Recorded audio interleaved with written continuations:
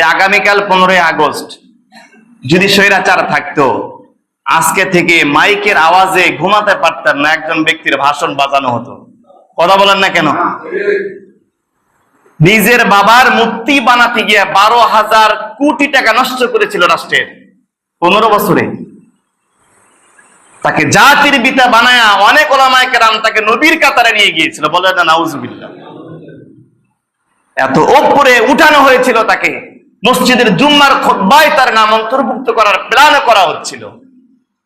তিনি নাকি জাতির পিতা ছিলেন। জাতির পিতা হওয়াটা এত সহজ নয়। এই মূর্তি আমার মনে হয় তার পতনের অন্যতম একটা কারণ ছিল, সে মূর্তিকে সারা বাংলাদেশের আনাচে কানাচে ছড়িয়ে দিয়েছিল। মেডিকেলে যাবেন মূর্তি, বিমানবন্দরে মূর্তি, লঞ্চে মূর্তি, লঞ্চ ঘাটে, টার্মিনালে, মেডিকেলে, প্রত্যেকটা শহরে, বন্দরে, বাজারে, রাস্তার মোড়ে মোড়ে মূর্তির শহর হিসাবে বাংলাদেশের নগরগুলোকে গড়ে তোলা হয়েছিল।